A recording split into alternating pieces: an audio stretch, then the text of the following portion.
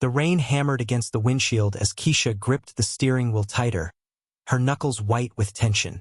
In the passenger seat, Marcus Wellington, the same arrogant CEO who had been making her life miserable at the bar all evening, was now completely unconscious, his expensive suit wrinkled and his breathing shallow. Blood trickled from a small cut on his forehead where he had hit the dashboard during their sudden stop. "Wake up, wake up," Keisha whispered frantically, shaking his shoulder. But Marcus remained motionless. Her hands trembled as she reached for her phone, knowing that calling 911 would mean explaining why she was driving a drunk man's car, why she had left her shift early, and worst of all, why there was a briefcase full of cash sitting in the back seat that didn't belong to either of them. The police sirens were getting closer now, and Keisha knew she had less than 5 minutes to make a decision that would change everything. She looked at Marcus's pale face, then at her own reflection in the rearview mirror.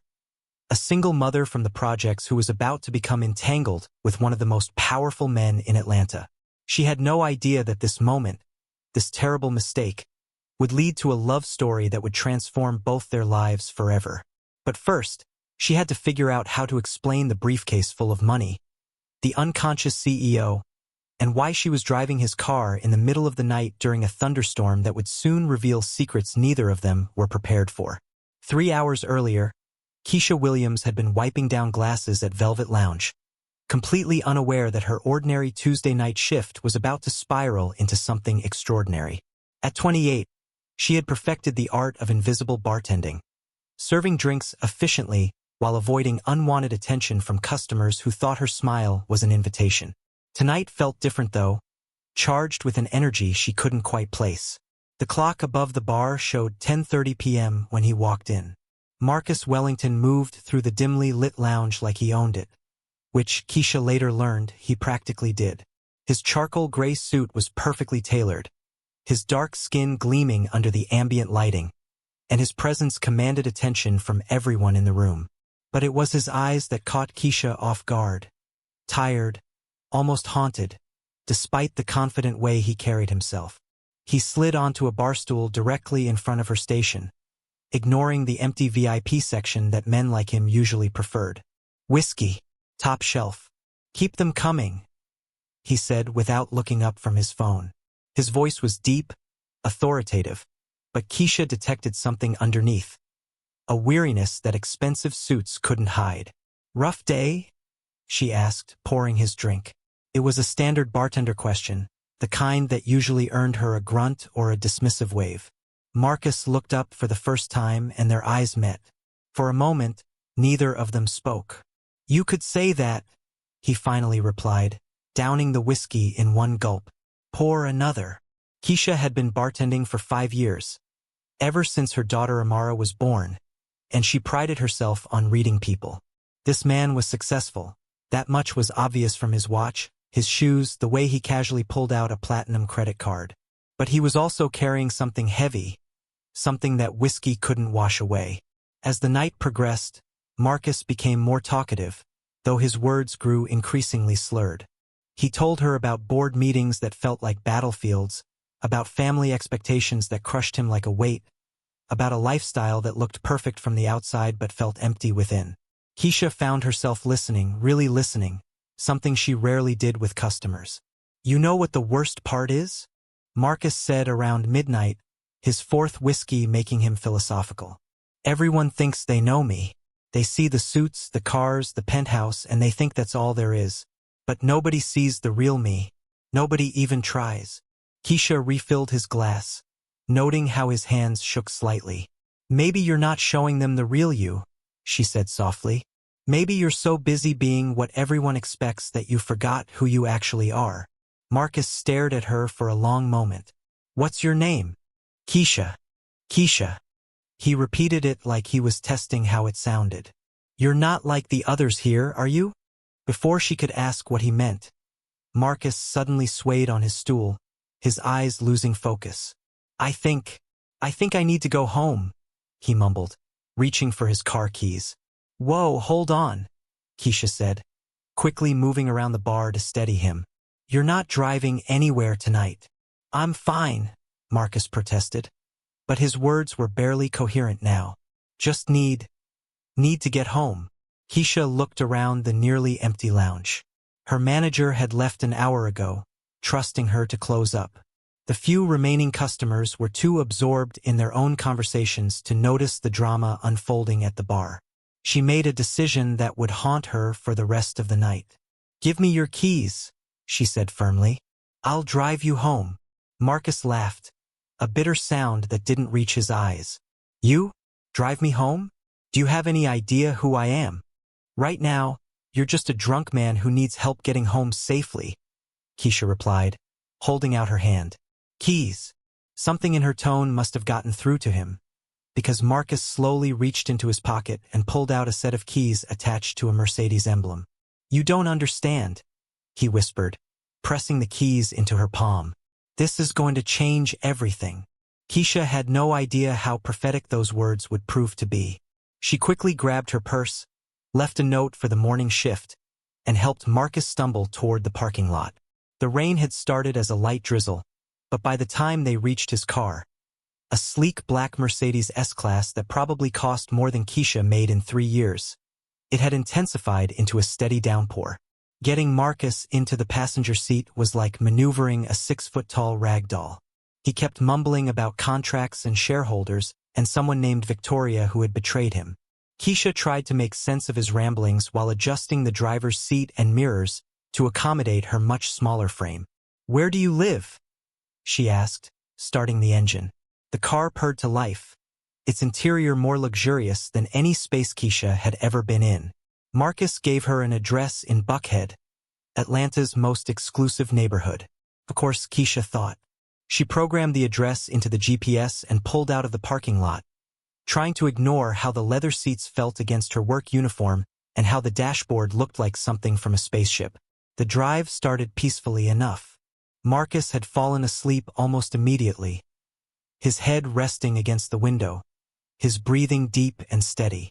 Keisha found herself stealing glances at him, trying to reconcile the vulnerable man sleeping beside her with the commanding presence who had walked into her bar hours earlier. She was thinking about her daughter, about how Amara would react if she knew her mother was driving a car that cost more than their apartment rent for 5 years, when everything went wrong. It happened so fast that Keisha barely had time to process it. One moment they were cruising down Peachtree Street, the rain creating a steady rhythm on the roof. The next moment, a dark SUV ran a red light and slammed into the rear passenger side of the Mercedes, sending them spinning across the wet asphalt. The impact threw Keisha forward against her seatbelt, and she heard Marcus cry out as his head struck the dashboard. The Mercedes came to rest against a lamppost, its front end crumpled, steam rising from under the hood. For a few seconds, there was only silence except for the rain and the hiss of the damaged radiator. "Marcus," Keisha called out, her voice shaky with adrenaline. "Marcus, are you okay?" He was unconscious, a small cut on his forehead bleeding steadily. Keisha's hands trembled as she checked his pulse, steady but weak. She looked around frantically, trying to assess their situation. The SUV that had hit them was nowhere to be seen, having fled the scene immediately after impact. That's when she noticed it. The briefcase that had been in the back seat was now on the floor, its contents spilled across the car's interior. Stacks of cash, bound with rubber bands, lay scattered around her feet. There had to be hundreds of thousands of dollars, maybe more. Keisha's mind raced. This wasn't just a simple drunk driving incident anymore. Whatever Marcus was involved in, it was serious enough that someone was carrying around briefcases full of cash. And now she was in the middle of it, sitting in a damaged luxury car with an unconscious CEO and enough money to solve all her problems, or create bigger ones. The sound of approaching sirens snapped her back to reality. Someone must have called 911 after witnessing the accident. In minutes, there would be police officers asking questions she couldn't answer, paramedics checking on Marcus, and investigators wanting to know why a bartender from the projects was driving a Mercedes belonging to one of Atlanta's most prominent businessmen.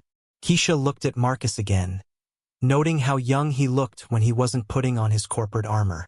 Despite everything, the money, the mystery, the complications this would bring, she felt a strange protective instinct toward him. Maybe it was because she recognized something familiar in his earlier confession about feeling unseen and misunderstood. Or maybe it was the way he had looked at her when she offered to drive him home, like she was the first person in a long time to show him genuine kindness. The sirens were getting louder now. Keisha took a deep breath, knowing that the next few minutes would determine the course of both their lives. She had no way of knowing that this accident, this moment of chaos and uncertainty, would be the beginning of a love story that would challenge everything both she and Marcus thought they knew about themselves and each other. But first, she had to survive the questions, the investigation, and whatever consequences came with being found in possession of a briefcase full of money that definitely wasn't supposed to be there. The first police officer on the scene was a young woman with kind eyes and a no-nonsense attitude. She approached the driver's side window with her flashlight, taking in the scene quickly. The damaged Mercedes, the unconscious passenger, and Keisha sitting behind the wheel looking like she'd seen a ghost. "Ma'am, are you hurt?" Officer Rodriguez asked, her voice professional but concerned. "I'm okay," Keisha replied, her voice steadier than she felt. "But he needs medical attention. He hit his head when we were struck." As if on cue, the paramedics arrived, and the next 20 minutes became a blur of activity. EMTs carefully extracted Marcus from the passenger seat, checking his vitals and treating his head wound while he drifted in and out of consciousness. When he was awake, he seemed disoriented, mumbling Keisha's name and asking where he was. "I'm here," Keisha told him as they loaded him onto a stretcher. "You're going to be okay." Marcus grabbed her hand with surprising strength. "The briefcase," he whispered urgently. "Don't let them." "Sir, you need to rest," one of the paramedics interrupted. "We're taking you to Piedmont Hospital." As the ambulance pulled away, Keisha found herself alone with Officer Rodriguez and a growing crowd of investigators. The briefcase was still in the back seat, somehow overlooked in the chaos of treating Marcus. Keisha's heart pounded as she realized she had mere minutes to decide what to do about it. "Can you tell me what happened here?" Officer Rodriguez asked, pulling out her notepad. Keisha took a deep breath and began explaining how Marcus had been drinking at her bar, how she'd offered to drive him home to prevent him from driving drunk, and how the SUV had run the red light and hit them. She stuck as close to the truth as possible while carefully omitting any mention of the money. "That was very responsible of you," the officer said, making notes. "Not many people would go out of their way like that for a customer." "He seemed like a good person who was having a bad night," Keisha replied. "I couldn't let him drive in that condition." Officer Rodriguez nodded approvingly. "Can I see some identification, please?" As Keisha handed over her driver's license, she caught a glimpse of one of the crime scene photographers approaching the car with his camera. In minutes, every inch of the Mercedes would be documented, including the back seat where thousands of dollars in cash lay waiting to be discovered. "Ms. Williams," Officer Rodriguez said after checking her ID, "we're going to need you to come to the station to give a formal statement. Is there someone you can call to pick you up?" Keisha's mind raced. Her neighbor Mrs. Patterson sometimes watched Amara when Keisha worked late shifts, but it was nearly 2 a.m. now. Her sister lived across town and didn't have a car. The truth was, Keisha didn't have many people she could rely on in situations like this. "I can call someone," she said, though she wasn't sure who. "Actually," Officer Rodriguez continued, "given the nature of this incident and Mr. Wellington's prominence in the community, Detective Morrison is going to want to speak with you personally. He should be here shortly." The mention of Marcus's full name sent a chill through Keisha. She had known he was successful, but hearing the officer's tone suggested he was more than just another wealthy businessman. Marcus Wellington was someone important enough that his accidents required special attention from senior detectives. Detective Morrison arrived 15 minutes later, a tall, weathered man in his 50s with shrewd eyes that seemed to take in everything at once. He introduced himself to Keisha with a firm handshake before examining the accident scene in detail. "Ms. Williams," he said, returning to where she stood beside Officer Rodriguez. "I understand you work at Velvet Lounge and offered to drive Mr. Wellington home tonight?" "That's correct," Keisha replied. "How well do you know Mr. Wellington?" "I don't really. He came into the bar tonight, had too much to drink, and I didn't want him driving.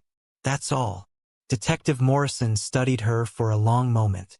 Mr. Wellington is the CEO of Wellington Enterprises, one of the largest real estate development companies in the Southeast. He's also been involved in some complicated business dealings lately. Are you sure he didn't say anything unusual tonight? Anything about his business or people he might be concerned about? Keisha remembered Marcus's earlier comments about betrayal and feeling like everyone was against him, but she decided to keep those observations to herself. He seemed stressed about work, but nothing specific. Mostly he just drank and talked about feeling misunderstood. I see. Detective Morrison made a note. Well, we'll need you to come downtown and give us a complete statement. Officer Rodriguez will drive you. As they prepared to leave, Keisha watched the crime scene team continue their work around the Mercedes. She held her breath as one investigator approached the back seat with his camera, certain that this was the moment her night would transform from complicated to catastrophic. But something unexpected happened. The investigator took several photos of the interior, documenting the damage and the scattered contents from the glove compartment that had opened during impact, but he seemed to focus primarily on the front seats and dashboard. The briefcase, somehow wedged partially under the driver's seat during the chaos, remained unnoticed. At the police station, Keisha spent 2 hours giving her statement to Detective Morrison. He was thorough but not unkind, taking her through every detail of the evening from the time Marcus entered the bar until the moment of impact. She answered honestly about everything except the money, and by the time they finished, the detective seemed satisfied with her story. You did the right thing tonight, Ms. Williams, Detective Morrison said as he walked her to the lobby. Not many people would take responsibility for a stranger like that. Mr. Wellington is lucky you were there. Officer Rodriguez drove Keisha back to the accident scene to collect her purse from the damaged Mercedes. The car had been towed, but her personal belongings were waiting for her in an evidence bag. As they drove through the empty Atlanta streets toward Keisha's apartment, she found herself thinking about Marcus and wondering how he was doing at the hospital. Will he be okay? She asked Officer Rodriguez. Concussions can be tricky, but the paramedics said his vital signs looked good. He'll probably have a terrible headache for a few days, but he should recover fully. Keisha nodded, surprised by how relieved she felt. She barely knew Marcus Wellington, but something about their brief conversation at the bar had created a connection she couldn't quite explain. Maybe it was recognizing a kindred spirit, someone who felt trapped by circumstances and expectations, someone who was searching for something real in a world full of pretense. By the time Officer Rodriguez dropped her off at her apartment building, dawn was breaking over Atlanta's skyline.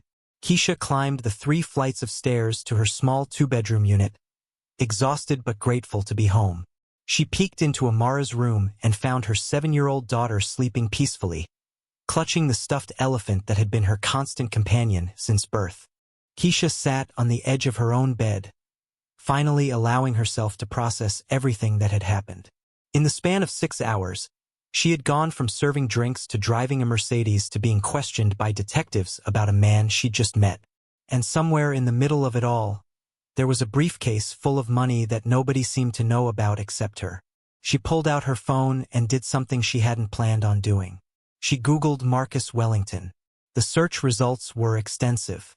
Photos of him at charity galas, business award ceremonies, and corporate events filled her screen.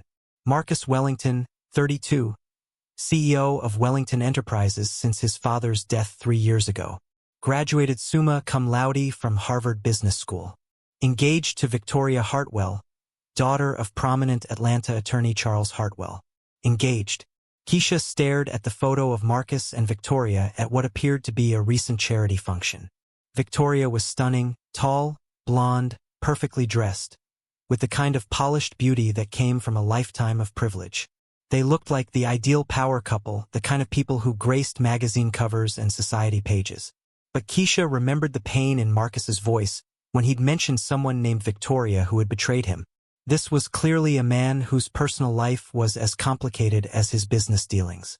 As she prepared for bed, Keisha made a decision that would prove more significant than she realized at the time. She wasn't going to tell anyone about the money. Not yet. Maybe Marcus had a legitimate explanation for it. Maybe it was connected to some business deal that she didn't understand. Or maybe it was something darker that she was better off not knowing about. But she couldn't shake the feeling that fate had brought them together for a reason. Two people from completely different worlds, both feeling lost and searching for something authentic, had found each other in the most unlikely circumstances. The rational part of her mind warned that getting involved with Marcus Wellington would only lead to complications she couldn't handle. But her heart told her something different. Her last thought before falling asleep was wondering if Marcus would remember her name when he woke up in the hospital, or if their encounter would fade into the fuzzy blur of his drunken night.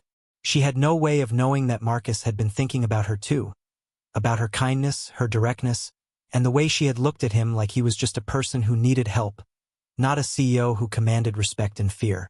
Neither of them could have predicted that their story was just beginning, and that the briefcase full of money would soon become the least of their worries. Marcus Wellington woke up in a private hospital room with the worst headache of his life and a memory full of holes. The morning sun streamed through expensive curtains, and the smell of antiseptic couldn't quite mask the scent of the elaborate flower arrangements that filled every available surface. His assistant, David Chun, sat in a chair beside the bed, typing furiously on his laptop. "You're awake," David said, immediately setting aside his computer. "How are you feeling?" "Like I was hit by a truck," Marcus groaned, touching the bandage on his forehead. "What happened?" David's expression grew serious. "You were in a car accident last night. A hit-and-run driver struck your Mercedes while you were being driven home from that bar you went to. You have a concussion, but the doctors say you'll make a full recovery." "Being driven home?" Marcus tried to focus through the fog in his brain. "I don't remember." "Wait." Images began to surface slowly. A woman with kind eyes, a voice that cut through his alcohol-induced haze, hands that steadied him when he could barely stand. "Keisha. The bartender, yes. According to the police report, she drove you home to prevent you from driving drunk. Quite admirable, actually." Marcus closed his eyes, trying to piece together the fragments of memory.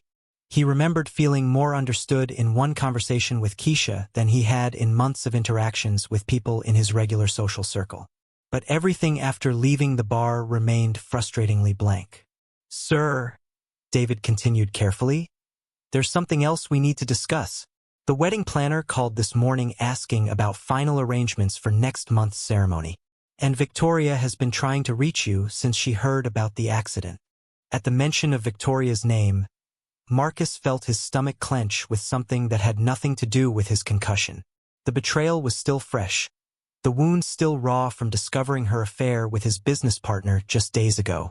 The very reason he had ended up drinking alone at a random bar instead of attending their engagement party planning session. "I don't want to see Victoria right now," Marcus said quietly. David looked surprised.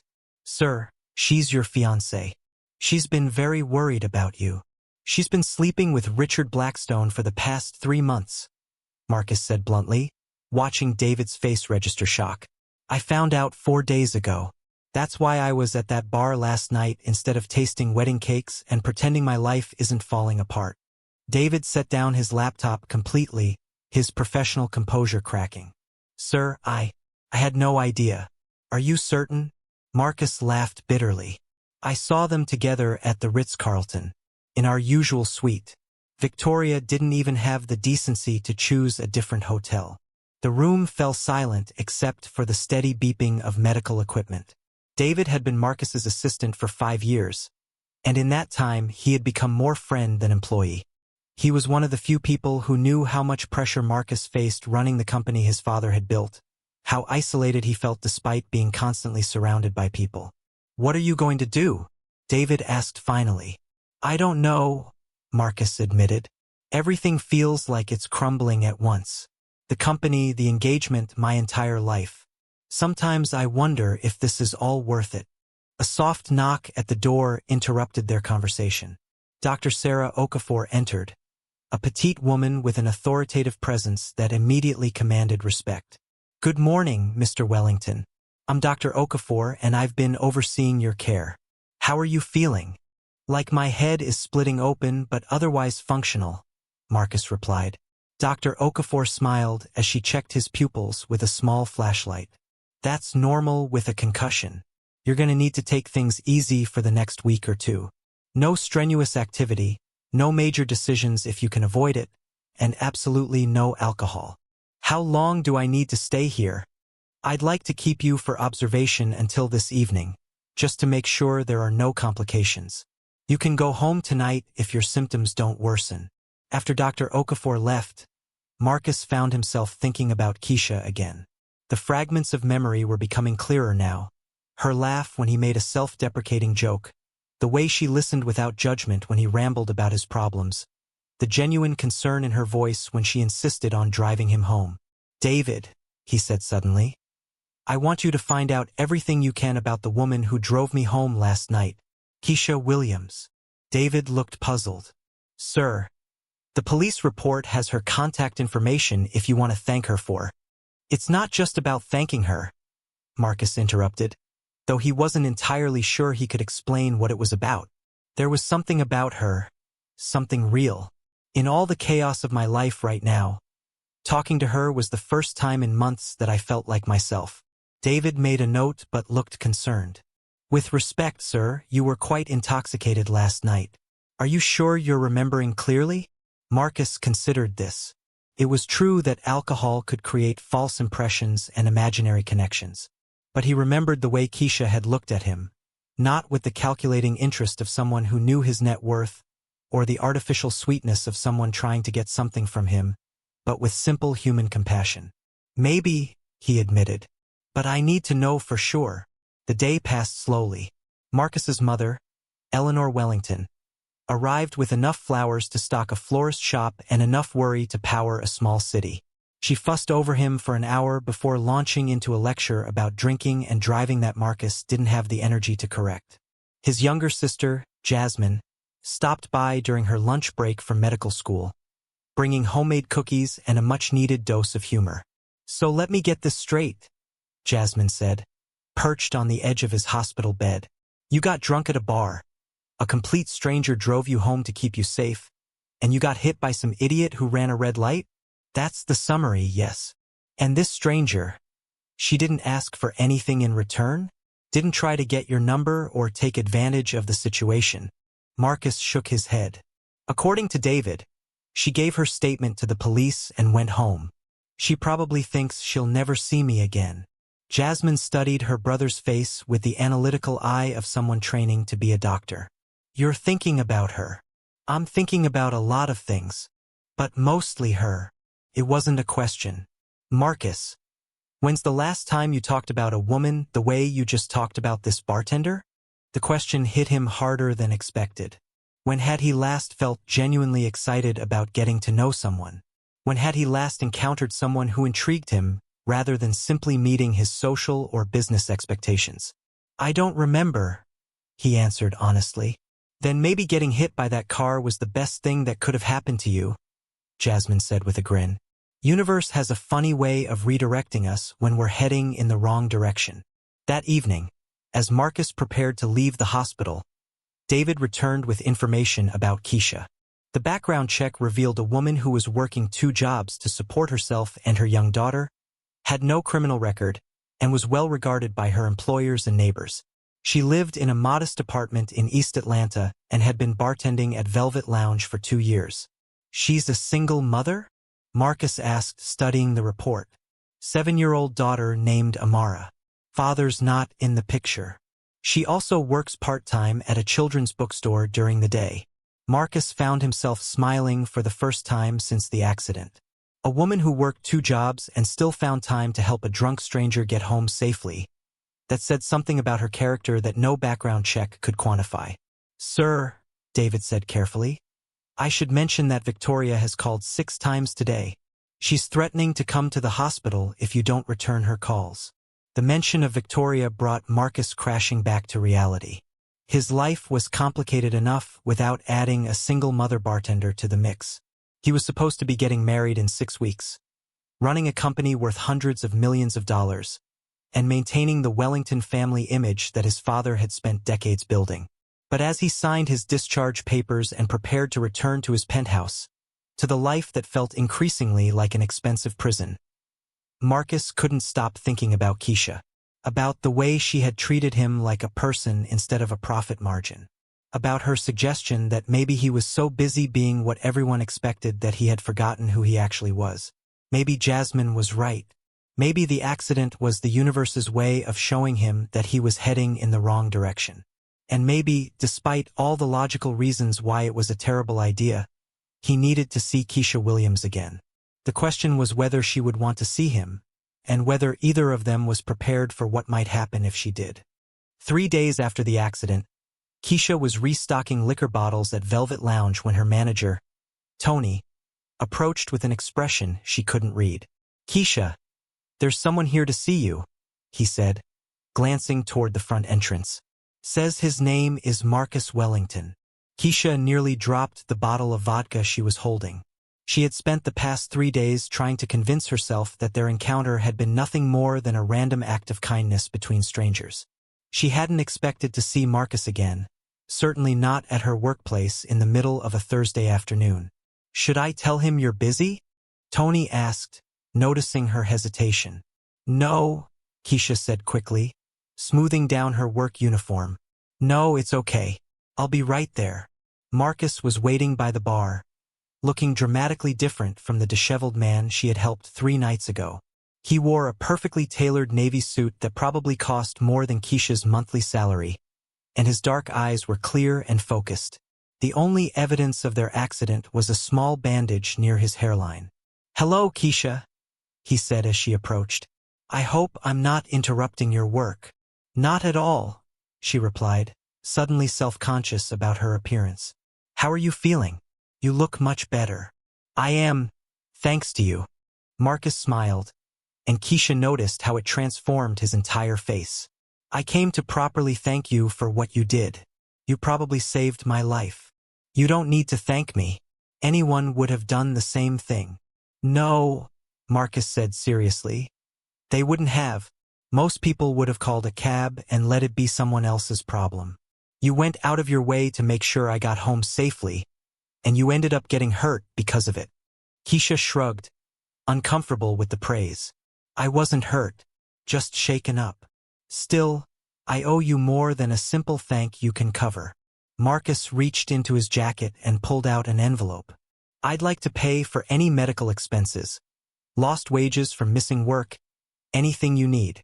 "I don't need your money," Keisha said quickly, taking a step back. The envelope reminded her uncomfortably of the briefcase full of cash that was still haunting her thoughts. "I'm fine." Marcus looked surprised by her reaction. "I didn't mean to offend you. I just wanted to." "I know what you wanted to do," Keisha interrupted, then immediately regretted her sharp tone. "I'm sorry. I didn't mean to snap at you. It's just, I don't need payment for doing the right thing." They stood in awkward silence for a moment, neither sure how to navigate the conversation. Finally, Marcus put the envelope back in his pocket. "Would you at least let me buy you coffee?" he asked. "I'd like to talk to you, if you have time, about that night. I don't remember much after leaving here with you." Keisha glanced around the nearly empty lounge. It was 3 p.m. on a weekday, and they wouldn't get busy until evening. Tony caught her eye from across the room and nodded his approval. "I get a break in 10 minutes, she said. "There's a coffee shop next door." The coffee shop was a small, intimate space with mismatched furniture and local artwork covering the walls. It was the kind of place where Keisha felt comfortable, where she didn't stand out as someone who clearly didn't belong. Marcus, however, drew stares from the other customers despite his efforts to blend in. "This is nice," he said, settling into a worn leather armchair across from her. "Feels authentic." "Not like the places you usually go?" Keisha asked, stirring cream into her coffee. Marcus smiled ruefully. "Most of my meals happen in boardrooms or 5-star restaurants where the portions are tiny and the conversations are even smaller. When's the last time you ate somewhere you had to make reservations 6 months in advance just to get a table?" "Never," Keisha laughed. "And honestly, I don't think I'd want to. Sounds stressful." "It is," Marcus agreed. "Everything about my life is stressful lately. That's why I ended up at your bar the other night. drinking too much and boring you with my problems. You weren't boring me, Keisha said softly. You seemed like someone who needed to be heard. Marcus studied her face, searching for signs of insincerity or hidden motives. But Keisha's expression was open and genuine, just as he remembered. Can I ask you something? He said. Why did you help me that night? You didn't know me anything. You could have just let me figure out my own way home. Keisha considered the question while watching steam rise from her coffee cup. My dad used to drink, she said eventually. Not all the time, but when he was stressed or sad, he'd disappear into a bottle for days. I always wished someone would have looked out for him, made sure he got home safe, maybe even listened to what was making him drink in the first place. What happened to him? Car accident when I was 16. He was sober that night, ironically. Just wrong place, wrong time. Keisha's voice was matter of fact, but Marcus could hear the old pain underneath. After that, I promised myself I'd try to be the person I wished had been there for him. Marcus felt something shift in his chest, a recognition of shared loss and understanding. I'm sorry, that must have been devastating. It was. But it also taught me that we're all just trying to get through each day the best we can. Sometimes that means helping a stranger. Sometimes it means accepting help when it's offered. They talked for an hour, the conversation flowing as easily as it had in the bar 3 nights before. Marcus told her about the pressure of running his father's company, about feeling trapped by expectations and obligations that he had never chosen for himself. Keisha shared stories about raising Amara alone, about the challenges of working multiple jobs while trying to be present for her daughter's childhood. She sounds wonderful, Marcus said when Keisha described Amara's latest school project about ocean animals. She is. She's the best thing that ever happened to me. Even though becoming a mom at 21 wasn't exactly in my life plan. Do you regret it? Having her so young? Keisha shook her head immediately. Never. Amara gave me purpose when I felt completely lost. She made me stronger than I ever thought I could be. She paused, studying Marcus's face. What about you? Do you want children? The question hit Marcus unexpectedly. I thought I did. My fiancé and I have talked about it, but lately, he trailed off, realizing he was about to reveal more than he intended. Fiancé? Keisha felt something cold settle in her stomach. You're engaged. Marcus winced. It's complicated. It always is, Keisha said, starting to gather her things. I should get back to work. Keisha, wait. Marcus reached across the table, his fingers barely touching her hand. Please, let me explain. Against her better judgment, Keisha settled back into her chair. Victoria and I got engaged 8 months ago, Marcus began. It made sense on paper. Our families have known each other for years, we move in the same circles, we want similar things. Or at least I thought we did. But I found out last week that she's been having an affair with my business partner. For months. The words came out bitter and tired. The wedding is supposed to be in 6 weeks. But I can't even look at her right now, let alone marry her. Keisha felt a mixture of sympathy and something else she didn't want to examine too closely. I'm sorry. That must be devastating. The worst part isn't even the betrayal, Marcus said, staring into his coffee. It's realizing that I'm not even heartbroken. I'm angry, I'm humiliated, but I'm not devastated. What does that say about the relationship I was about to commit my life to? Maybe it says you're smart enough to recognize when something isn't right, even if it looks perfect from the outside. Marcus looked up at her, struck again by her insight. How do you do that? Do what? See things so clearly. Cut straight to the truth without all the complicated analysis. Keisha smiled. Survival skill. When you're raising a child on bartender wages, you don't have time for complicated analysis. You learn to trust your instincts and make quick decisions. I wish I could do that. I've spent so long living up to other people's expectations that I'm not sure I know what my own instincts are anymore. They're still there, Keisha assured him. You just have to listen to them instead of all the other voices telling you what you should want. They sat in comfortable silence for a moment, both lost in thought. Finally, Marcus spoke again. Would you like to have dinner with me? Somewhere normal, not fancy. I'd like to continue this conversation. Every rational part of Keisha's mind screamed that this was a bad idea. Marcus Wellington lived in a world she could never fit into. He was technically still engaged to another woman, and getting involved with him would only lead to heartbreak. But there was something about him, a vulnerability beneath the confident exterior, a loneliness that matched her own, that made her want to say yes. I don't know if that's a good idea, she said carefully. Because I'm engaged to someone else? That's part of it. But also because we're from completely different worlds, Marcus. You're a CEO. I'm a bartender with a 7-year-old daughter. This isn't a romantic comedy where those differences magically don't matter. Marcus leaned forward, his expression serious. You're right. Our lives are completely different. But that night at the bar, when I was talking to you, I felt more like myself than I have in years. Don't you think that's worth exploring?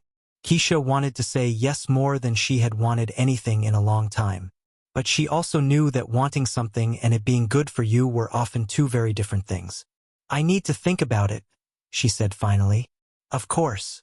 Marcus pulled out a business card and wrote something on the back. This is my personal number. Call me when you decide, whatever you decide. As they prepared to leave the coffee shop, Marcus hesitated. Keisha, can I ask you one more thing? That night, after the accident, did you notice anything unusual about my car? Anything that seemed out of place? The question sent alarm bells ringing in Keisha's mind. The briefcase. He was asking about the briefcase full of money. Like what? She asked, trying to keep her voice neutral. I had some important business documents with me. I was hoping they weren't damaged in the crash. Keisha made a split-second decision that she would later question many times. I don't remember seeing anything like that. The police were pretty thorough, though. They might have it. Marcus nodded, but she could see the worry in his eyes. Right? Of course they would have taken anything important for safekeeping. As they parted ways outside the coffee shop, Keisha felt like she was standing at a crossroads. In one direction lay safety, predictability, and the life she had carefully built for herself and Amara. In the other direction lay Marcus Wellington, with all the complications and possibilities he represented. That evening, as she helped Amara with homework and prepared dinner in their small kitchen, Keisha found herself thinking about their conversation. Marcus had been right about one thing.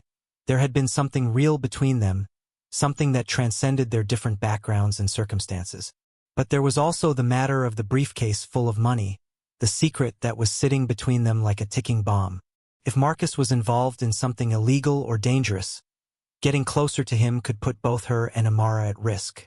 As she tucked her daughter into bed that night, Amara looked up at her with the perceptive eyes that sometimes seemed too old for her 7 years. Mama, you seem different today, like you're thinking about something big. What makes you say that? You made my sandwich with the crusts still on, and you always cut them off. And you've been staring out the window a lot. Keisha smiled at her daughter's observation skills. You're too smart for your own good. You know that? So what are you thinking about? How could she explain to a 7-year-old that she had met a man who made her feel possibilities she hadn't felt in years, but who also represented everything unstable and uncertain in her carefully ordered world? Just grown-up stuff, Keisha said, kissing Amara's forehead. Nothing for you to worry about. But as she lay in bed that night, staring at Marcus's business card on her nightstand, Keisha knew she was worrying enough for both of them. Tomorrow, she would have to decide whether to take the safe path or risk everything for the chance at something extraordinary. She had no way of knowing that while she wrestled with her decision, Marcus was in his penthouse across town, having the most difficult conversation of his life with Victoria about their engagement and the money that had gone missing from his car. Money that was connected to a business deal that could either save his company or destroy everything his father had built. Hey everyone, I hope you're enjoying this story so far. If you are, please take a moment to hit that like button and subscribe to our channel for more amazing stories like this one. And don't forget to share this video with your friends. They'll love this incredible journey just as much as you do. Now, let's see where Keisha's decision leads us next. The next morning brought unwelcome visitors to Marcus's penthouse. Victoria Hartwell stood in his living room like she owned it, her perfectly styled blonde hair catching the morning sunlight streaming through the floor-to-ceiling windows. Beside her, Richard Blackstone, Marcus's former business partner and best friend since college, shifted uncomfortably in his expensive suit. "We need to talk," Victoria announced without preamble, her blue eyes cold and calculating.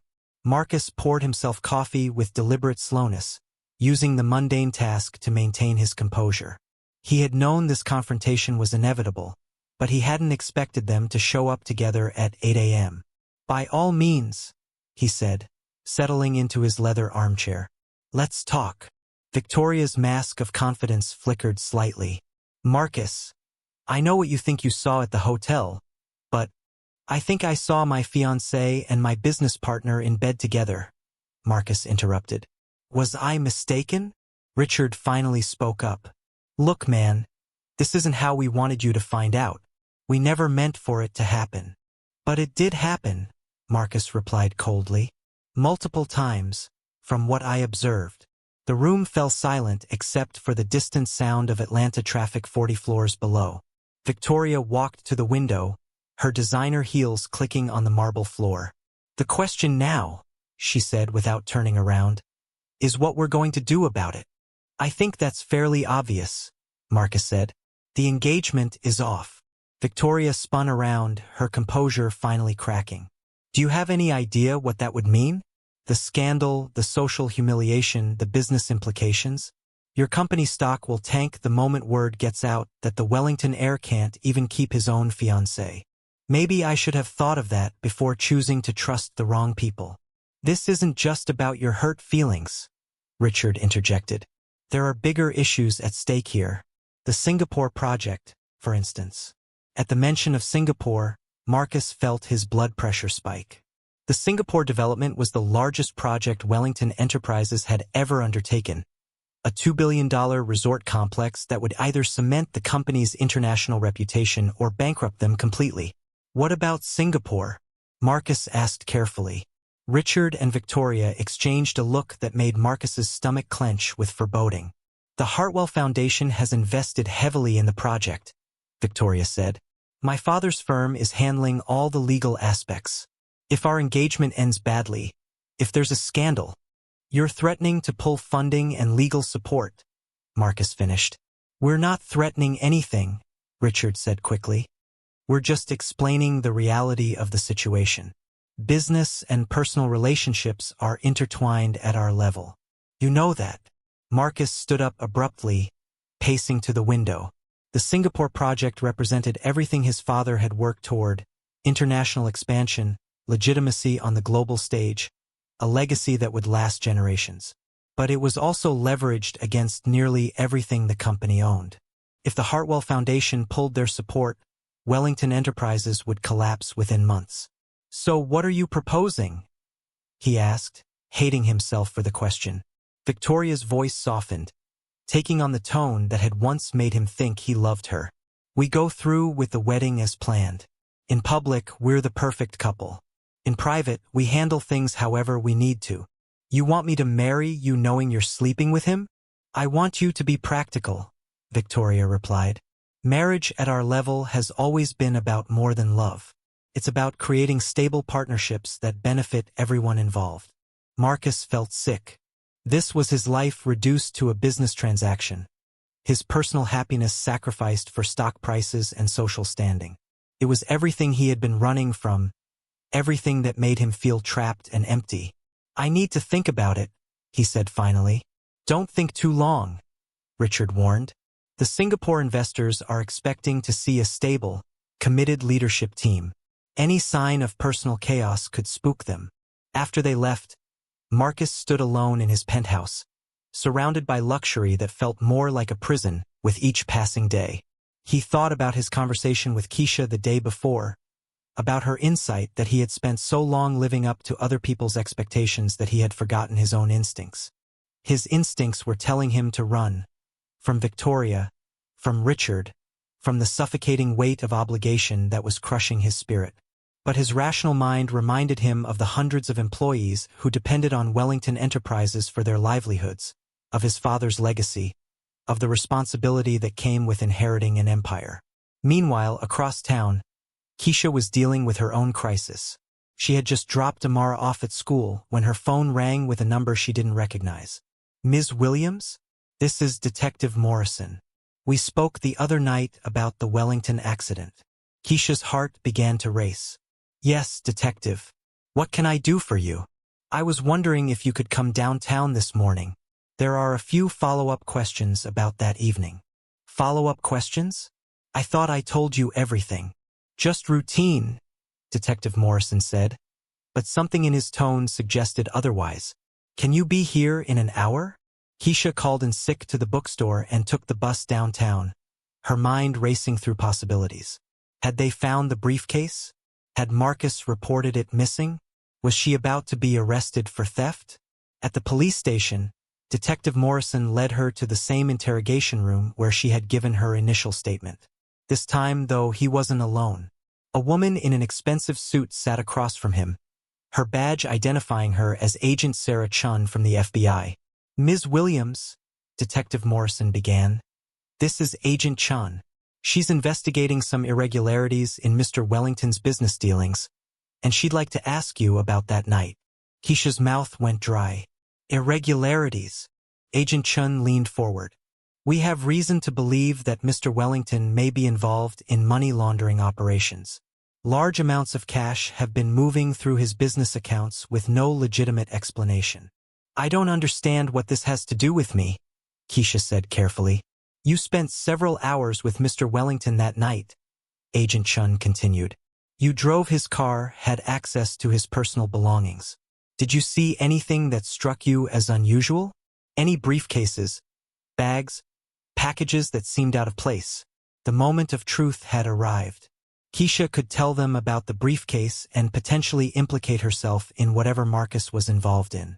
Or she could continue lying and hope the truth never came to light. "I didn't see anything unusual," she said, hating how the lie tasted in her mouth. Agent Chun studied her for a long moment. "Ms. Williams, if you're protecting Mr. Wellington out of some misguided sense of loyalty, I should warn you that money laundering is a federal crime. Anyone who aids or abets such activities can face serious prison time." "I'm not protecting anyone," Keisha insisted. "I'm telling you the truth. I helped a drunk man get home safely. We got hit by another car, and that's all I know." After another 20 minutes of questions that went in circles, Detective Morrison and Agent Chun finally released her. But as Keisha walked back to the bus stop, she felt like she was walking on quicksand. Every step seemed to pull her deeper into a situation she didn't understand and couldn't control. That evening, she found herself staring at Marcus's business card again. She needed to know what he was involved in, needed to understand whether the man she was developing feelings for was someone she could trust with her heart, and more importantly, with her daughter's safety. She picked up her phone and dialed his number. "Keisha?" Marcus answered on the first ring, and she could hear relief in his voice. "I was hoping you'd call. We need to talk," she said. "Tonight, but not at a coffee shop this time. Somewhere private. My place. No. Too public, too recognizable." She made a decision that surprised her. "Come to my apartment. 7 p.m. I'll text you the address." After she hung up, Keisha realized she had just invited a man she barely knew. A man who might be involved in federal crimes, to her home where her daughter would be sleeping in the next room. Either she was making the smartest decision of her life by confronting the situation head-on, or she was making the most dangerous mistake she had ever made. But as she prepared dinner for Amara and tried to act normal despite the chaos in her mind, Keisha knew she was past the point of playing it safe. Whatever was happening between her and Marcus, whatever secrets he was carrying, she needed to know the truth. Because somewhere between serving him whiskey 3 nights ago and watching him smile in the coffee shop yesterday, she had started to fall for him. And if she was going to risk her heart, she needed to know exactly what she was getting into. The question was whether Marcus would tell her the truth, or whether the truth was something neither of them was prepared to handle. At exactly 7 p.m., Marcus stood outside Keisha's apartment building, feeling more nervous than he had before any board meeting or business negotiation. The East Atlanta neighborhood was a world away from his Buckhead penthouse. Older buildings, narrow streets, the sound of children playing in nearby courtyards. It felt real in a way his life rarely did. Keisha buzzed him up to the third floor, and when she opened the door to apartment 3B, Marcus was struck by how different she looked in her own space. She wore jeans and a soft green sweater, her hair loose around her shoulders, and she seemed more confident somehow, more grounded. "Come in," she said, stepping aside. "But keep your voice down. Amara's asleep." The apartment was small but warm, filled with evidence of a life fully lived. Children's artwork covered the refrigerator. Books were stacked on every available surface, and family photos showed Keisha and a beautiful little girl with her mother's eyes and smile. It was the kind of home Marcus had never experienced. Not expensive, but rich with love and personality. "This is nice," he said, meaning it more than she could know. "It's not much, but it's ours." Keisha gestured to the couch.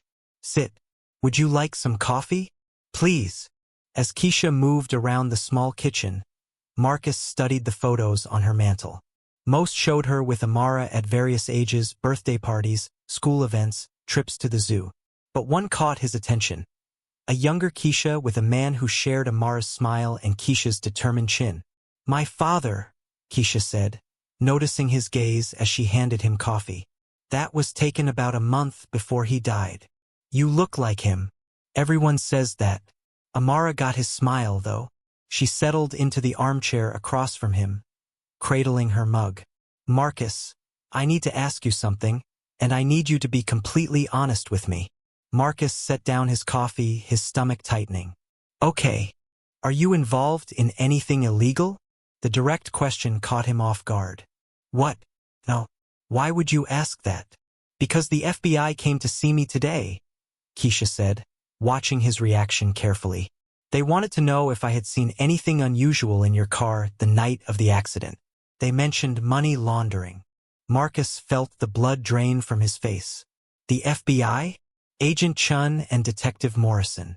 They seem to think you're moving large amounts of cash through your business with no legitimate explanation." Marcus ran his hands through his hair, his mind racing. The Singapore project involved complex international financing, multiple shell companies, and yes, large cash transactions to secure permits and expedite approvals in countries where that was simply how business was done. But money laundering? "Keisha, I swear to you, I'm not laundering money. The Singapore project is complicated. There are international regulations, different banking systems, cultural differences in how business is conducted. Everything I'm doing is legal, just complex." "What about the briefcase?" The question hung in the air between them like a landmine. Marcus stared at her, his coffee forgotten. "What briefcase?" Keisha stood up and walked to her kitchen window, looking out at the courtyard below. "The night of the accident, there was a briefcase in your back seat, full of cash. Hundreds of thousands of dollars, maybe more. And you didn't tell the police?" "No." She turned to face him. "I don't know why I didn't. Maybe because I wanted to hear your explanation first. Maybe because something about you that night made me want to trust you, even when logic said I shouldn't." Marcus felt a mixture of relief and terror. Relief that the money hadn't been discovered by the authorities. Terror that Keisha now knew about it and could be in danger because of that knowledge. "Where is it now?" he asked. "Gone.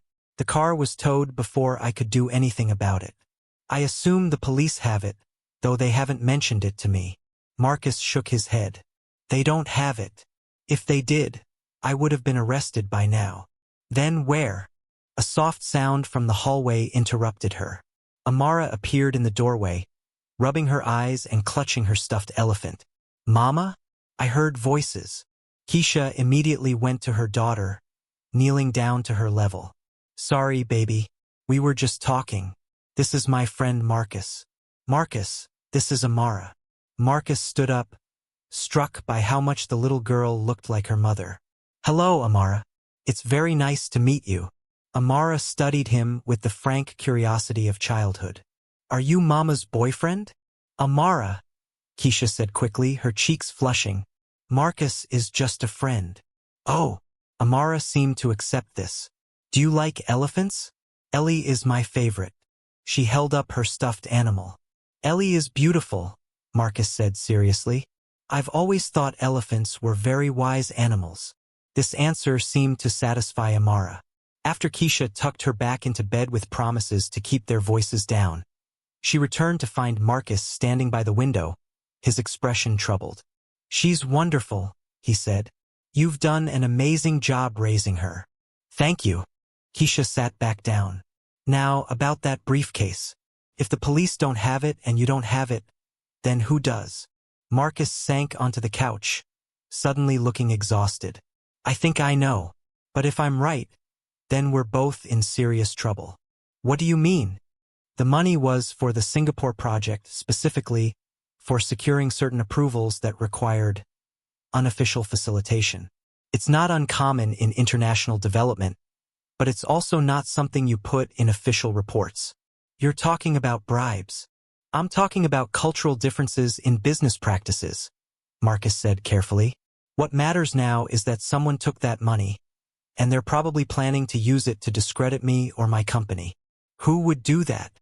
Marcus thought about his conversation with Victoria and Richard that morning, about their threats and ultimatums. "People who would benefit from seeing me fail." Keisha absorbed this information, trying to process the implications. "Marcus, if you're involved in something that could hurt you or your business, then I can't." "I know," he interrupted. "I know you have to think about Amara first. I would do the same thing if I were in your position." They sat in silence for a moment, the weight of their complicated situation settling between them. Finally, Keisha spoke. "What are you going to do?" "I don't know. Every option seems to lead to disaster. If I go through with the wedding to Victoria, I'm trapped in a loveless marriage with someone who betrayed me. If I call it off, I might lose the company and everything my father worked for.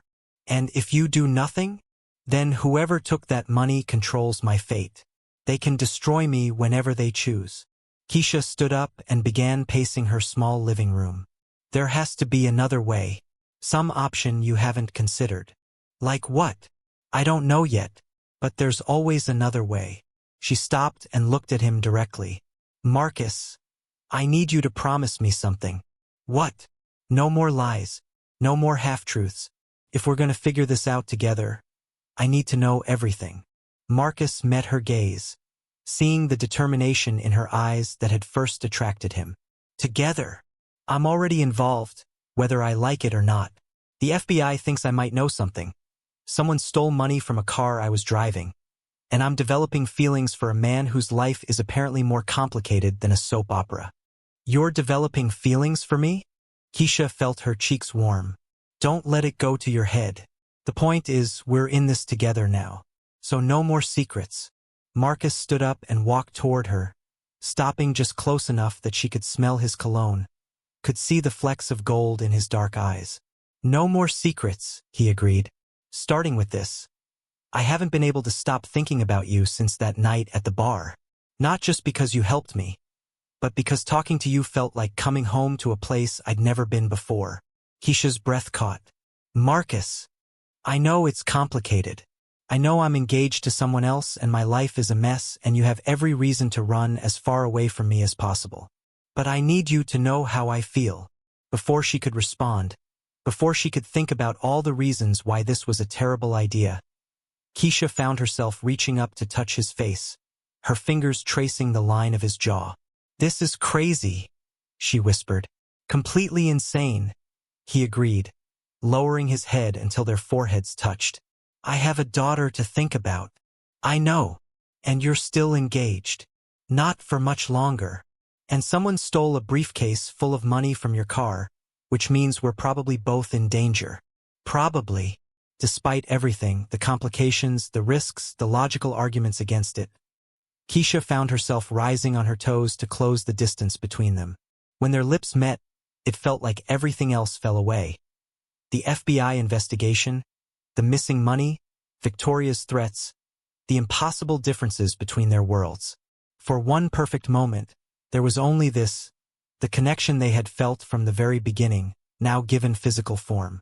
When they finally broke apart, both breathing hard, Marcus rested his forehead against hers. "What happens now?" he asked. "Now," Keisha said, trying to catch her breath. We figure out who took your money and why, and then we decide if what's happening between us is worth fighting for." As if summoned by their words, Keisha's phone buzzed with a text message from an unknown number. "We have what belongs to Mr. Wellington. If he wants it back, along with his reputation intact, he'll meet us tomorrow at midnight. Location to follow. Come alone or everything goes public." They stared at the message, the brief spell of intimacy broken by cold reality.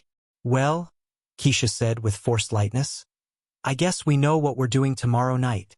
But even as they began planning their next move, both of them knew they had crossed a line there was no coming back from. Whatever happened next would determine not just the fate of Marcus's company or Keisha's safety, but the possibility of a future together that neither of them had dared to imagine just a week ago. The next evening, Marcus sat in his Mercedes outside the Velvet Lounge, staring at his phone. The location for the midnight meeting had come through an hour ago. An abandoned warehouse in the industrial district, the kind of place where bad things happen to people who ask too many questions. He had tried to convince Keisha to stay home, to let him handle this alone, but she had refused with a stubbornness that both frustrated and impressed him. "That money was in a car I was driving," she had argued. "These people might think I know more than I do. If you disappear tonight, I'm still a target.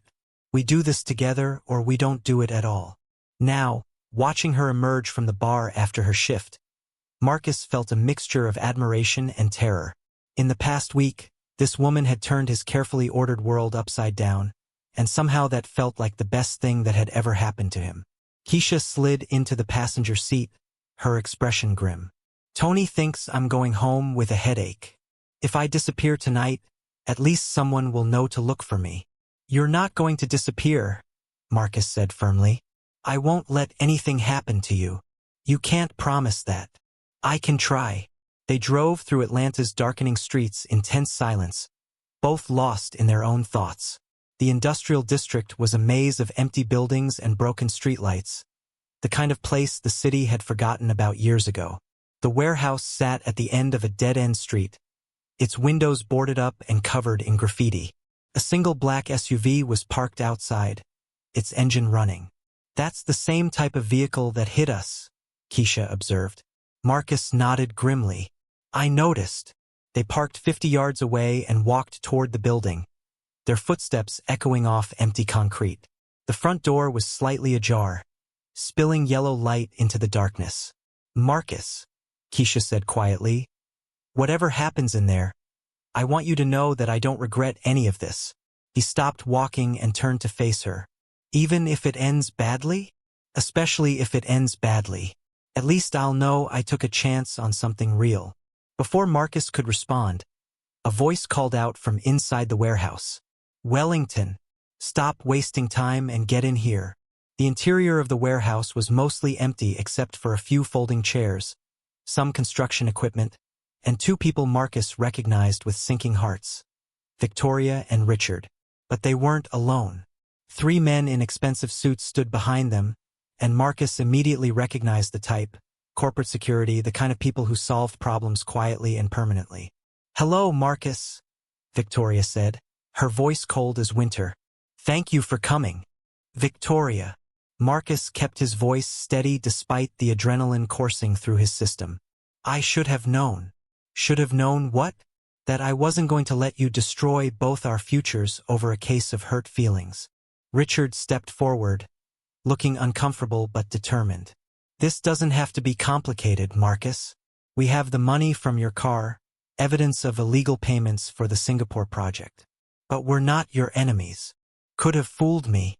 We're trying to save you from yourself," Victoria continued. "You were spiraling out of control, making reckless decisions that would have brought down everything we've all worked for."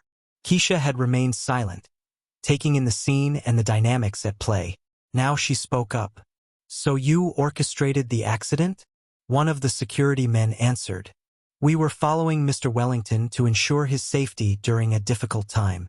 When we saw him getting into a car with an unknown individual, we became concerned."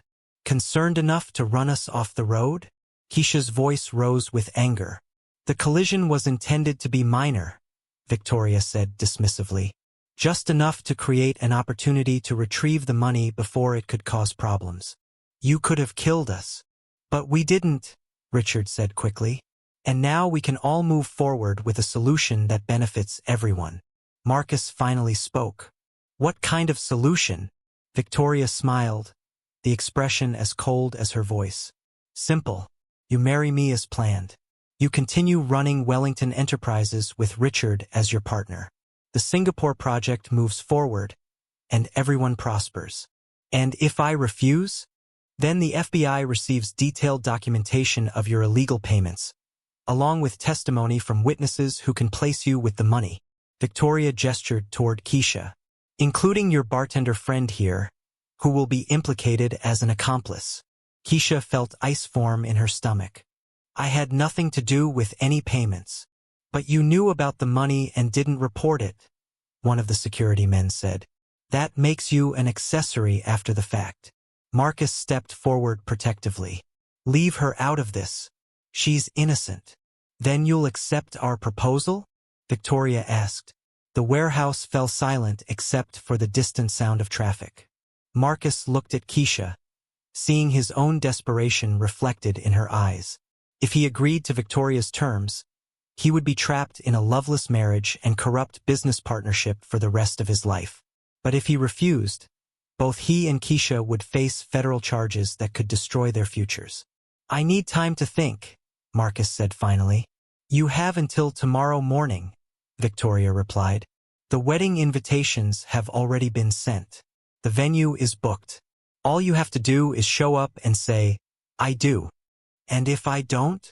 Then Agent Chen gets a very interesting package in her morning mail. As they prepared to leave, Richard caught Marcus's arm. This doesn't have to be a prison sentence, you know? Victoria and we care about you. We want what's best for everyone. Marcus pulled away. If you cared about me, you wouldn't have betrayed me in the first place. We fell in love, Richard said quietly. We didn't plan for it to happen. But you planned everything else, didn't you? The timing, the leverage, the threats. Richard had no answer for that. Outside the warehouse, Marcus and Keisha sat in his car for several minutes without speaking. Finally, Keisha broke the silence. You're going to do it, aren't you? You're going to marry her. I don't see another choice. If I don't, we both go to prison. There's always another choice. Not this time. Marcus started the engine. I can't let you get hurt because of my problems. So you'll sacrifice your happiness to protect mine? Yes. Keisha stared out the window at the empty industrial landscape. What if I don't want your protection? What if I want to fight? Fight with what? We have no evidence that they orchestrated the accident. No proof that the money was legitimate. It's their word against ours, and they have resources we can't match. They have money and connections, Keisha said. But they don't have what we have. Which is? The truth. And each other. Marcus pulled over and turned to face her. Keisha, I admire your optimism. But this isn't a movie where love conquers all. These are powerful people with everything to lose. They'll destroy us both before they let us expose them. Maybe. But what's the alternative? You spend the rest of your life married to a woman who betrayed you, running a company with a man who stabbed you in the back, always wondering what might have been if you'd had the courage to fight. At least you and Amara would be safe. Would we? Do you really think Victoria and Richard will just forget about me after you're married? I'm a witness to their crimes. I'll always be a threat to them. Marcus hadn't considered this, but he realized she was right. Even if he agreed to their terms, Keisha would never be truly safe as long as she knew their secrets. So what are you suggesting? Marcus asked. I'm suggesting we beat them at their own game. Keisha's voice grew stronger, more determined. They think they hold all the cards because they have money and connections. But they made mistakes tonight. They admitted to orchestrating the accident. They threatened us with evidence they claimed to have. And most importantly, they underestimated us. Marcus felt a spark of hope for the first time since entering the warehouse. What do you have in mind? I don't know yet, but we have until tomorrow morning to figure it out. She reached for his hand. Marcus, I've spent my entire adult life playing it safe, making careful choices, protecting myself and Amara from any risk. But meeting you has reminded me that sometimes the biggest risk is not taking any risks at all. This could destroy both our lives. Our lives are already in danger. The only question is whether we go down fighting or go down surrendering. Marcus squeezed her hand, feeling something shift inside him. For years, he had been reacting to other people's expectations and demands, letting fear and obligation guide his decisions. But Keisha was right. There was always another choice, even when it seemed impossible. "Okay," he said. "Let's figure out how to beat them." They spent the next hour driving through Atlanta, talking through possibilities and discarding most of them as too dangerous or impractical. By the time Marcus dropped Keisha off at her apartment, they had the skeleton of a plan that was either brilliant or completely insane. "Are you sure about this?" Marcus asked as they stood outside her building. "No, but I'm sure about you, about us, about the fact that some things are worth fighting for." Marcus kissed her then, right there on the sidewalk under the flickering streetlight, and for a moment he allowed himself to believe that they could actually pull this off. The next morning, Marcus arrived at Wellington Enterprises early, before any of his employees. He had work to do, and he needed to do it without interruption. Using his executive access, he began pulling financial records for the Singapore project, documented communications with international partners, and most importantly, records of the legitimate business purposes for every payment that had been made. Richard arrived at 9 o'clock, looking surprised to find Marcus already in his office. "Working hard?" Richard asked, settling into one of the leather chairs across from Marcus's desk. "Just reviewing some files before I make my decision." "Your decision?" "About Victoria's proposal." Richard relaxed slightly. "It's the right choice, Marcus, for everyone involved." "Is it?" Marcus pulled out a thick folder and set it on his desk. "I've been thinking about something Victoria said last night, about illegal payments for the Singapore project." "What about it?" "The thing is, Richard, there were no illegal payments. Every transaction was properly documented, approved by international banking authorities, and conducted through legitimate channels in accordance with local business practices." Richard's expression grew wary. "I don't understand what you're getting at." "I'm getting at the fact that Victoria's evidence is fabricated. The only way she could present documentation of illegal activity is if she or someone working with her created false records. That's a serious accusation. It's also the truth." Marcus opened the folder and spread documents across his desk. "These are the real records, Richard. Every payment, every approval, every legal authorization. If Victoria tries to present different documentation to the FBI, she'll be committing federal crimes herself." The color drained from Richard's face. "You can't prove that we created anything false." "Actually, I can." Marcus pulled out his phone and pressed play on a recording. Victoria's voice filled the office. "Then the FBI receives detailed documentation of your illegal payments, along with testimony from witnesses." "You recorded us?" "Keisha did. She had her phone in her jacket pocket the entire time we were in the warehouse." Marcus smiled grimly. "Amazing what people will say when they think they hold all the power." Richard stood up abruptly. "This doesn't change anything. We still have leverage." "No, you don't." Marcus's voice was calm but firm. "Here's what's going to happen. You're going to resign from Wellington Enterprises effective immediately. You're going to return any company property or confidential information in your possession. And you're going to disappear from my life permanently." "And if I don't?" "Then this recording, along with documentation of your conspiracy to commit fraud and extortion, goes to both the FBI and the Georgia State Bar Association. You'll lose your law license, face federal charges, and spend the next 10 years in prison." Richard stared at him for a long moment, clearly weighing his options. Finally, his shoulders sagged in defeat. "What about Victoria?" "Victoria can make her own choices. But she should know that I have evidence of her involvement as well." After Richard left, Marcus called Victoria and asked her to meet him at his office. She arrived 30 minutes later, looking confident and beautiful in a way that no longer affected him at all. "Have you made your decision?" she asked without preamble. "I have. The engagement is off, Victoria. Permanently. Her mask of confidence didn't slip. Then you're choosing to destroy both our futures over a bartender? I'm choosing truth over convenience. Integrity over manipulation. Love over fear. Love. Victoria laughed, but there was no humor in it. You think you love her? You barely know her. I know her better than I ever knew you. And more importantly, I know myself better because of her. Victoria's composure finally cracked. You're making a mistake, Marcus. I can still destroy you. With fabricated evidence? With threats and extortion. Marcus played the warehouse recording. I don't think so. Victoria listened to her own voice threatening him and Keisha, her face growing paler with each word. You can try to destroy me if you want, Marcus continued, but you'll destroy yourself in the process. The FBI takes a very dim view of people who fabricate evidence and make false accusations. Victoria stood up slowly, her designer handbag clutched tightly in her hands. This isn't over. Yes, it is. It's been over since the moment I found you with Richard.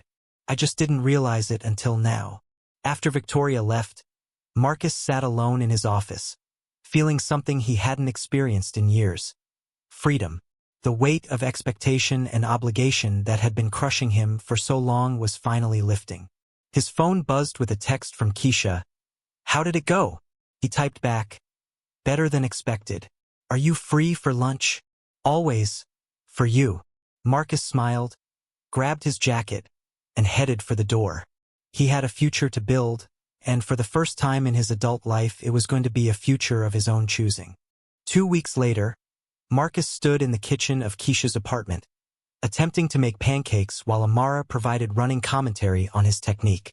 You're supposed to flip them when they bubble, not when they're still all goopy, Amara instructed with the authority of someone who had clearly made many pancakes in her 7 years. Noted, Marcus said, trying not to laugh as he attempted to salvage what was definitely going to be a lopsided pancake. Any other professional tips? Mama makes them in the shape of animals. Can you make an elephant? Marcus looked at the shapeless blob of batter in the pan. I think this one might be more of an abstract elephant. Keisha emerged from her bedroom, dressed for her Saturday shift at the bookstore, and stopped in the doorway to watch Marcus and Amara cooking together. The sight hit her with unexpected emotion. Not just because it was sweet, but because it looked so natural, like they had been doing this for years instead of weeks. How's breakfast coming? She asked. Uncle Marcus is learning, Amara announced. She had started calling him Uncle Marcus after their 3rd meeting, despite Keisha's attempts to explain that he wasn't actually her uncle. Uncle Marcus appreciates your patience, Marcus replied, successfully flipping a pancake that looked vaguely like a 4-legged creature. After Keisha left for work, Marcus found himself alone with Amara for the first time. He had never spent much time around children, and he wasn't sure what to expect. Want to see my room? Amara asked, apparently unbothered by any awkwardness he might be feeling. Her bedroom was an explosion of color and creativity. Drawings covering every wall, books stacked everywhere, and an impressive collection of stuffed elephants arranged on her bed. Wow, Marcus said, genuinely impressed. Did you draw all of these? Most of them. That one's my school, that one's our apartment building, and that one's the ocean. I want to see real elephants someday. In Africa? Maybe. Or at the zoo. Mama says we can go when she saves enough money. Amara picked up her favorite stuffed elephant. Do you have kids? The question was innocent, but it hit Marcus unexpectedly hard. No, I don't. Do you want some? Marcus sat down on Amara's small desk chair, struck by how easily children cut to the heart of things. I think I do. I never really thought about it seriously before, but spending time with you and your mom has made me realize how much I've been missing. You could have kids with Mama, Amara said matter-of-factly. Then I'd have a little brother or sister. Marcus nearly choked on the coffee he was drinking. That's not really how it works, sweetheart. Why not? You like Mama, and she likes you. I can tell because she smiles different when you're around. She does. Aha, like she has a secret that makes her happy. Marcus felt his heart do something complicated in his chest. In the 2 weeks since he had ended his engagement and confronted Victoria and Richard, his life had undergone a complete transformation. Wellington Enterprises was thriving without Richard's interference. The Singapore project was proceeding smoothly with legitimate financing, and for the first time in years, Marcus felt like he was living authentically. But more than that, he was falling in love with Keisha Williams in a way he had never experienced before. Not the calculated affection he had felt for Victoria, based on compatibility and social expectations, but something deeper and more real. "Can I tell you a secret?" he asked Amara. "Yes. I think your mama is pretty amazing, and I think you're pretty amazing too." Amara beamed. "I like you too, Uncle Marcus. You make mama happy, and you're learning to make good pancakes." That afternoon, when Keisha returned from work, she found Marcus and Amara in the living room, surrounded by art supplies. They were working on a large drawing together.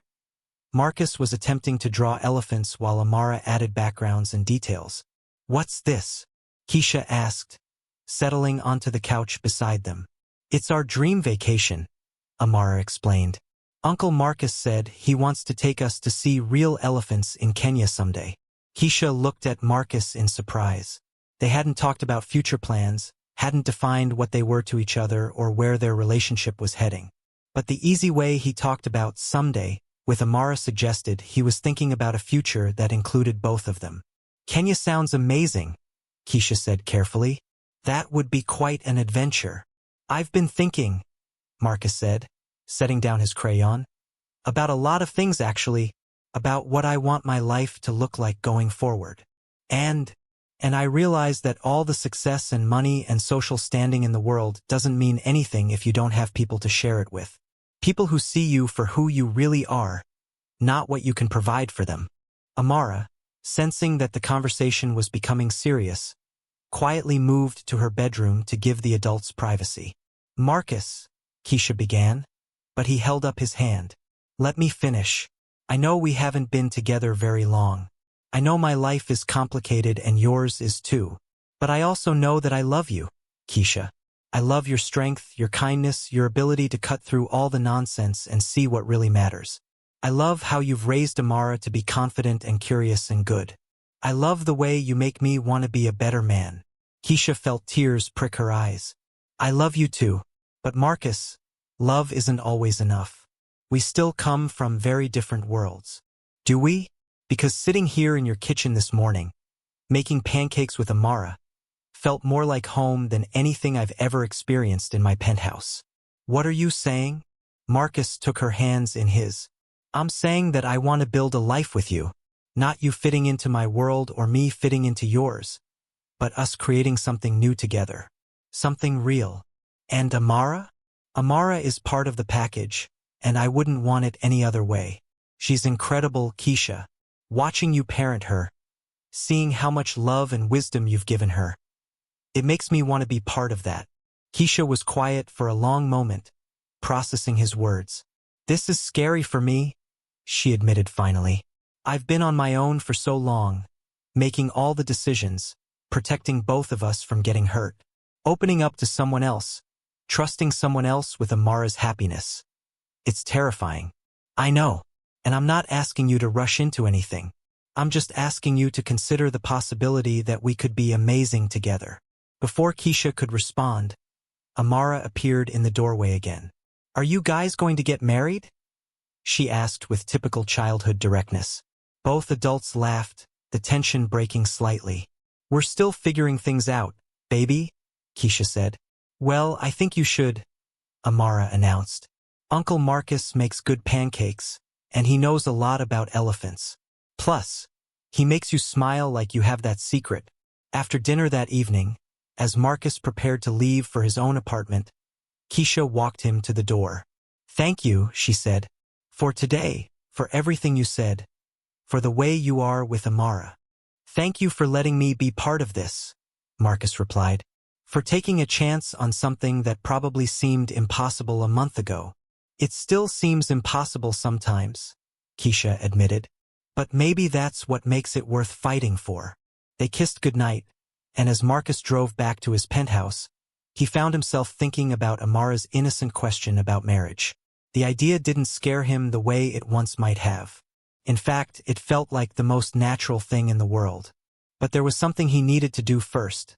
Something that would prove to both Keisha and himself that he was serious about building a life that honored what they meant to each other. The next morning, Marcus made a phone call that would change everything. I hope you're still enjoying this incredible journey. If this story is keeping you on the edge of your seat, please don't forget to hit that subscribe button and ring the notification bell so you never miss our latest uploads. Also, I'd love to hear from you in the comments. Where are you watching from? Let me know your city and country. And here's a question for you. Do you think Marcus is making the right choice by pursuing a relationship with Keisha despite their different backgrounds? Have you ever taken a big risk for love? Share your thoughts below. I read every single comment.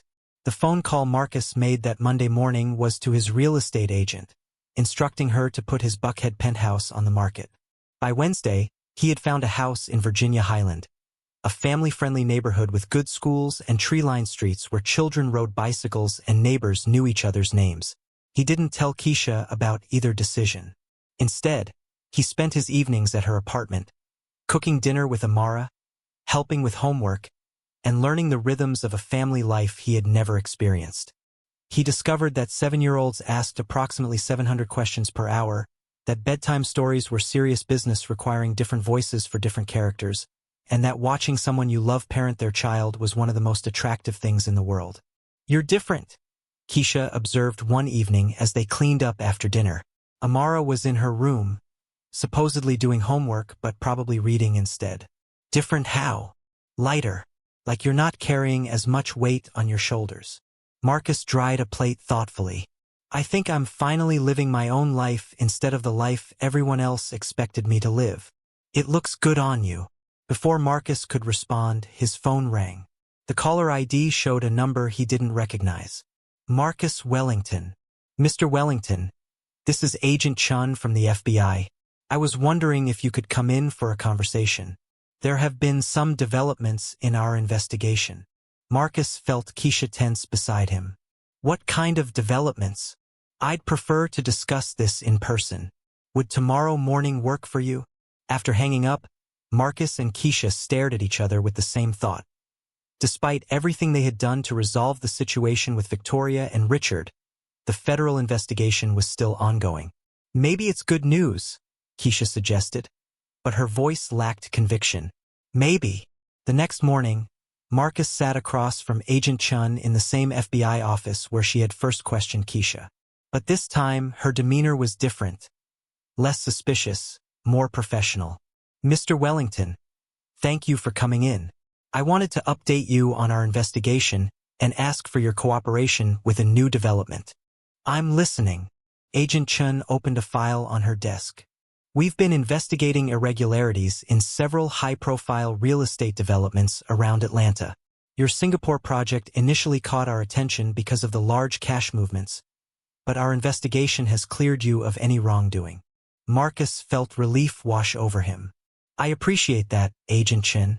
As I've maintained, every transaction was legitimate. However, she continued, our investigation has uncovered evidence of actual money laundering operations conducted by other parties.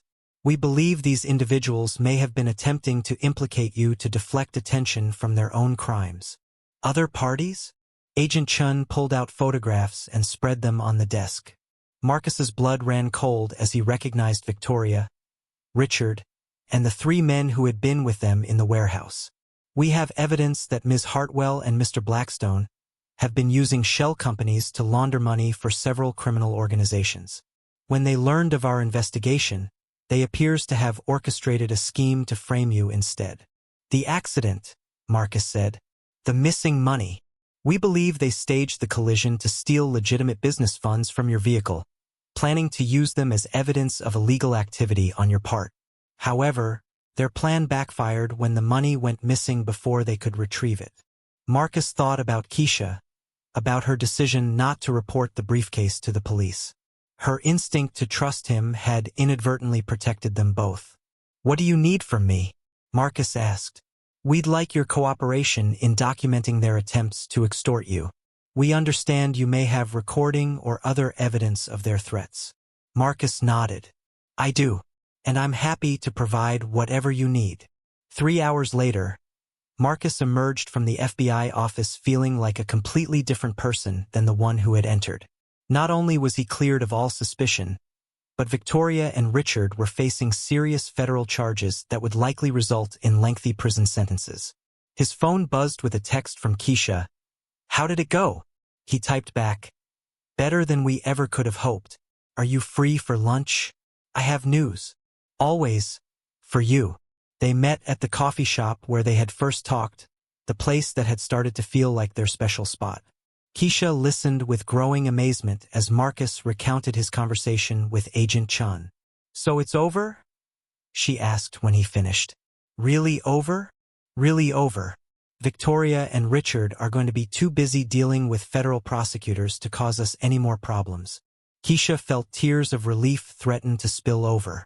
For weeks, she had been carrying the fear that their happiness was temporary, that somehow the complications from Marcus's past would destroy what they were building together. There's something else, Marcus said, reaching across the table to take her hand. Something I've been thinking about since our conversation last week. What? You said you were scared about trusting someone else with Amara's happiness. About letting someone into the life you've built for both of you. I remember. I want you to know that I don't take that responsibility lightly. Being part of Amara's life, being someone she depends on, it's the most important thing anyone has ever trusted me with. Keisha squeezed his hand. She adores you, and not just because you're learning to make animal-shaped pancakes. Marcus laughed. My elephant pancakes are getting better. They are. But that's not why she loves you.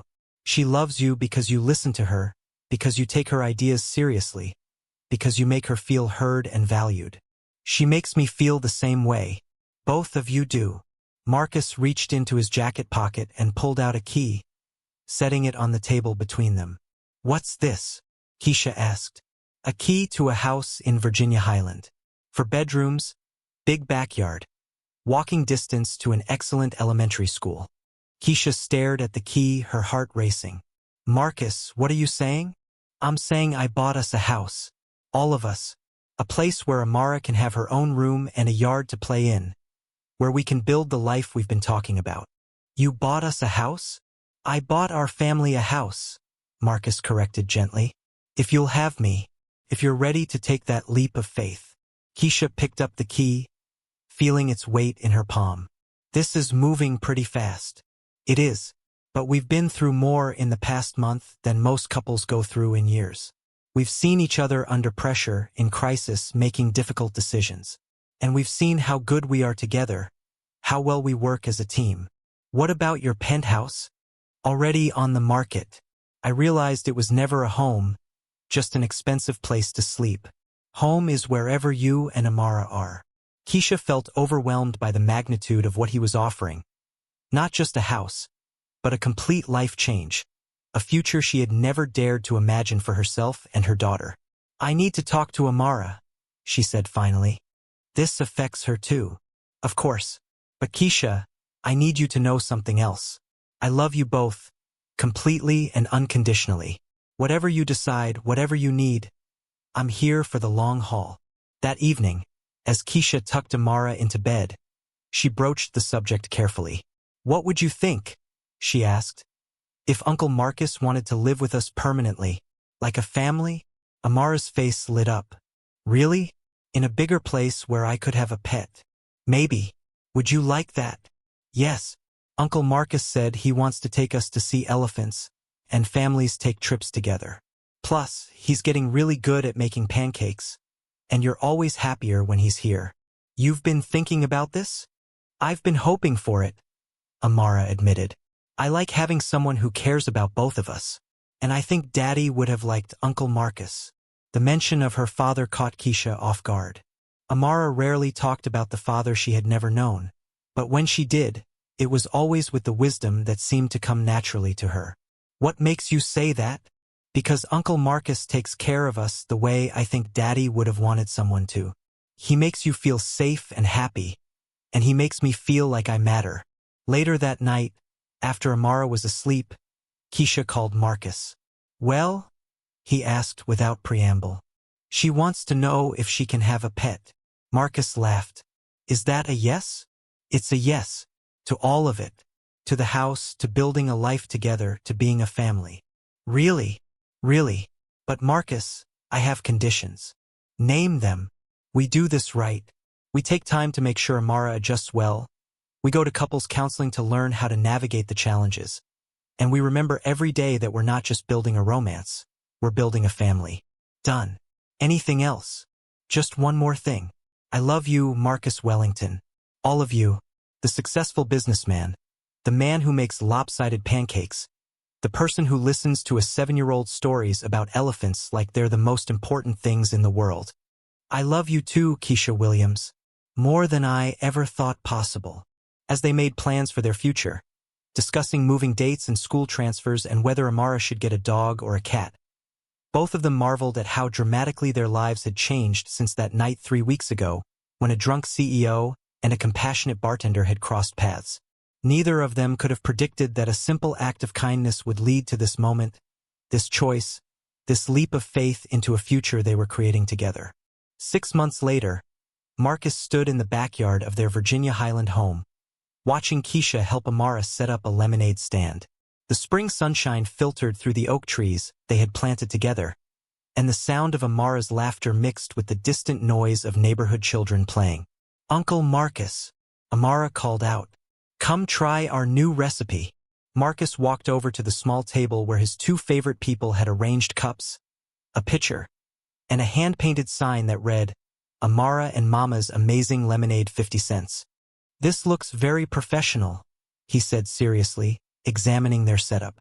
"What makes it amazing?" "Secret ingredient," Amara whispered conspiratorially.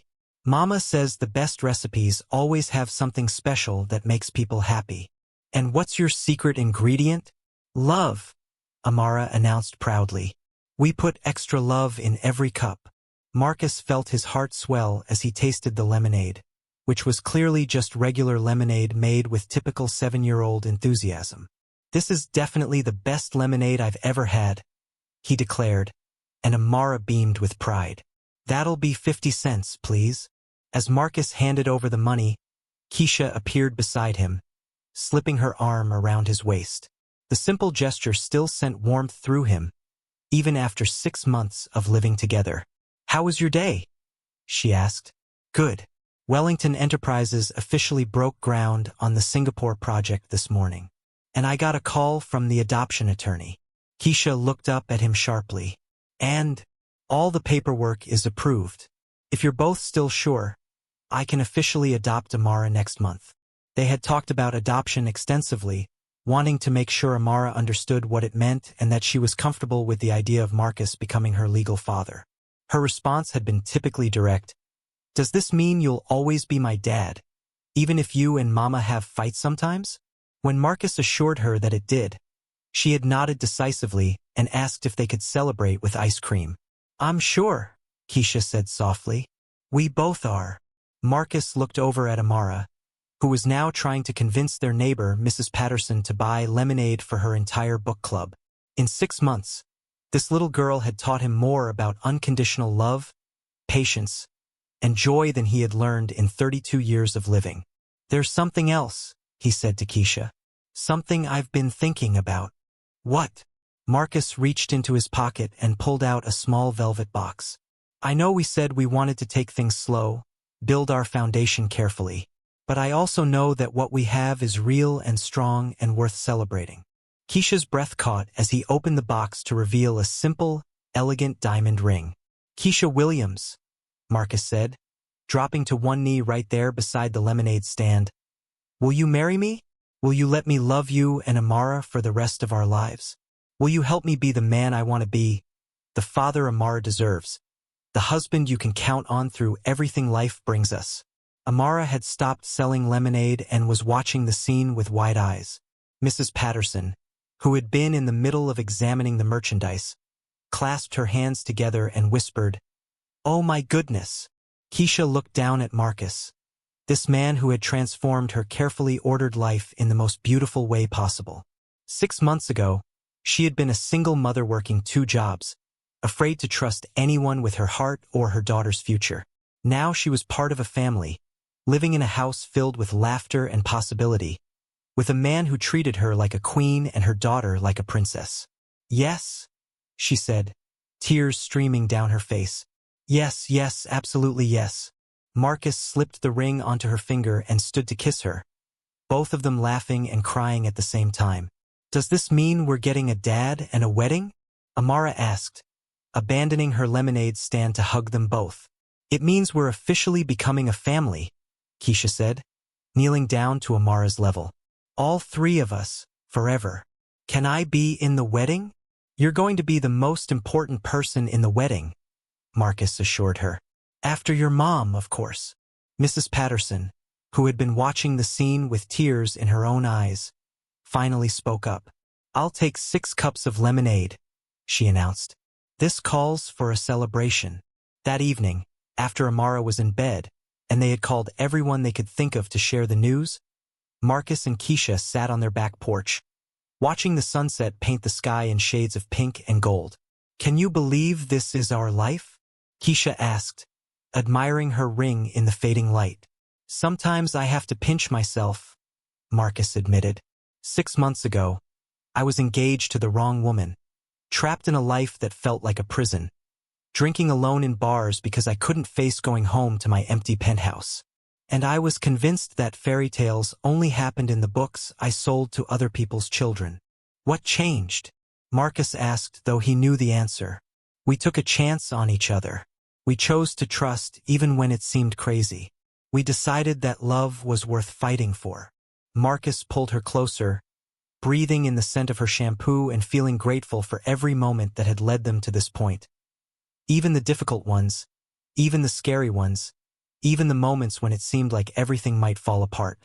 "I love our story," he said.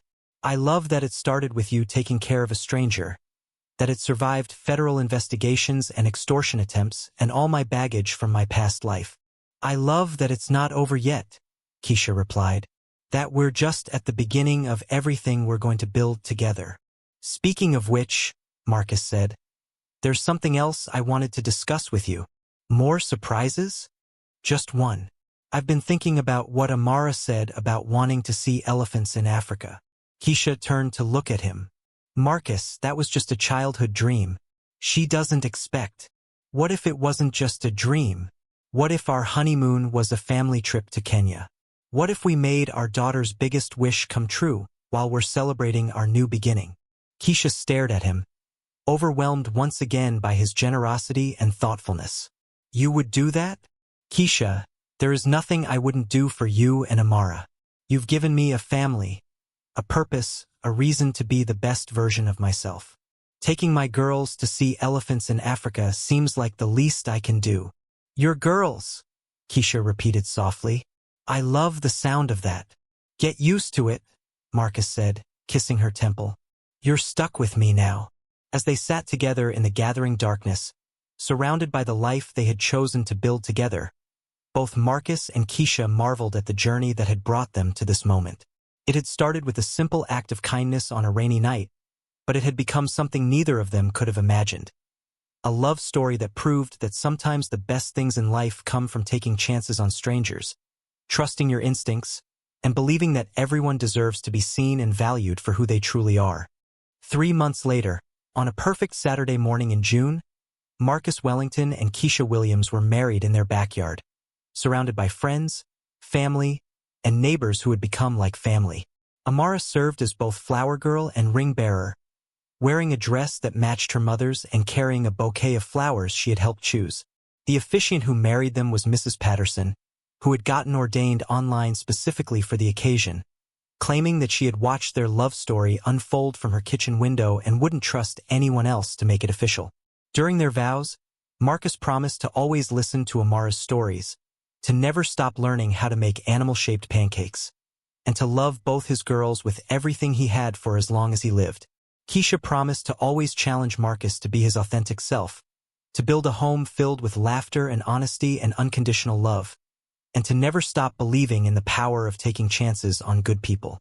And Amara, when asked if she had anything to add to the ceremony, stood on her tiptoes at the microphone and announced, "I'm really glad Mama helped Uncle Marcus get home safe that night, because now we're all home together forever."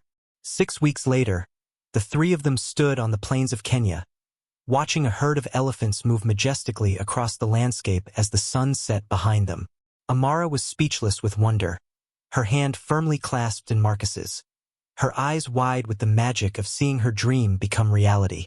"Thank you," Keisha whispered to Marcus, as they watched their daughter experience pure joy. "Thank you," he whispered back, "for saving me, for loving me, for giving me everything I never knew I needed." And as the African sunset painted the sky in impossible colors, Marcus Wellington reflected on the truth he had learned over the past year. That sometimes the most extraordinary love stories begin with the simplest acts of kindness, and that taking a chance on a stranger can change your entire life in ways you never imagined possible. The single mom bartender who had driven a drunk CEO home that rainy night had indeed changed his life forever. Not just by keeping him safe from physical harm, but by showing him what it meant to love and be loved authentically, completely, and without reservation. As they watched the elephants disappear into the golden horizon, Marcus knew that this was just the beginning of their adventures together. There would be more dreams to chase, more challenges to face, and countless ordinary moments that would prove to be extraordinary simply because they were sharing them as a family. The briefcase full of money that had once seemed so important was now just a footnote in their story, evidence of a past life that no longer held any power over their future. Victoria and Richard were serving their federal sentences, forgotten except as reminders of what Marcus had escaped. The Singapore project had been completed successfully under Marcus's ethical leadership, proving that business could be conducted with integrity and still be profitable. But more than any professional success, more than any vindication or justice served, Marcus treasured the simple fact that he woke up every morning in a house filled with love, made pancakes for a little girl who called him Daddy, and fell asleep every night next to a woman who had seen him at his lowest point and chosen to believe in his best. "Mama, Daddy, look!" Amara called out, pointing to a baby elephant that had wandered closer to their viewing area. "She's so little and perfect." As they watched the elephant calf stay close to its mother while exploring the world around it, Marcus understood something profound about the nature of family. It wasn't just about blood relations or legal documents or traditional structures. It was about choosing to care for each other, to protect each other, to celebrate each other's dreams and provide comfort during difficulties. He had found his family in the most unlikely place, with the most unlikely people, through the most unlikely circumstances. And every day since then had been a gift he never took for granted. That night, as they sat around the campfire at their safari lodge, Amara finally asleep between them after an exhausting day of adventure, Keisha looked at Marcus with an expression he had learned to recognize as her, "I have something important to tell you, look." "What is it?" he asked softly, careful not to wake Amara. "I have some news," she whispered. "Something I found out just before we left for this trip." Marcus felt his heart rate quicken. "Good news or concerning news?" Keisha smiled, her eyes sparkling in the firelight. "The very best news. We're gonna have a baby, Marcus. Our family is growing." Marcus stared at her for a moment, letting the words sink in. Another child, a sibling for Amara, a baby that would be biologically his and Keisha's, a living symbol of their love and commitment to each other. "Really?" he whispered, his voice thick with emotion. "Really? Are you happy?" Instead of answering with words, Marcus carefully moved Amara to her own chair, still sleeping, and pulled Keisha into his arms. He kissed her deeply, pouring all of his joy and gratitude and overwhelming love into that kiss. "I'm beyond happy," he finally said. "I'm grateful. I'm amazed. I'm complete. Amara's going to be so excited to be a big sister. She's going to be incredible at it. She's got the best role model in the world." As they held each other under the African stars, with their sleeping daughter nearby and a new life growing inside Keisha, Marcus marveled once again at the unpredictable nature of happiness. A year ago, he had been living a life that looked perfect from the outside but felt hollow within. He had been engaged to a woman who didn't truly know him, running a business that felt more like an obligation than a passion, surrounded by people who valued him for what he could provide rather than who he was. Now he was exactly where he belonged, with people who loved him not despite his flaws, but including them, who celebrated his successes but would stand by him through failures, who had created with him something more valuable than any business deal or social connection. A real home, a genuine partnership, a family built on choice and commitment and daily acts of love. The single mom bartender who had driven a drunk CEO home that night had indeed changed his life forever. She had saved him in every way a person could be saved, and he had discovered that saving someone else could save yourself in return. As they prepared to return to Atlanta the next week, to their house with the big backyard, to the life they were building together one ordinary extraordinary day at a time, Marcus knew that their story would continue to unfold in ways they couldn't predict or plan for. There would be sleepless nights with a newborn, the challenges of blending a family, the normal struggles that all couples face. There would be business decisions and parenting questions and moments when they would have to choose each other all over again. But they had proven that they could weather storms together, that they could face impossible odds and find ways to not just survive but thrive. They had shown each other and themselves that love, real, authentic, courageous love, could indeed change everything. The bartender and the CEO, the single mother and the wealthy businessman. Two people from different worlds who discovered they were meant to share one world together. Their fairy tale had begun with spilled whiskey and a rainy night ride home. It would continue with laughter and tears, with ordinary moments and extraordinary adventures, with the daily choice to love each other and the family they had created together. And if someone had asked Marcus Wellington what he had learned from his journey from that barstool to this campfire, from that lonely penthouse to this warm family gathering, he would have said simply that sometimes the most important thing you can do is trust a stranger's kindness, that home isn't a place but a feeling, and that the best love stories are the ones where two people save each other and discover that, together, they can save the world, or at least their corner of it. As the African night settled around them and their sleeping daughter breathed peacefully nearby, Marcus and Keisha held each other close and dreamed of the future they would continue building together. One day, one choice, one act of love at a time. The end. But of course, it wasn't really the end at all. It was just the beginning of everything beautiful that was yet to come.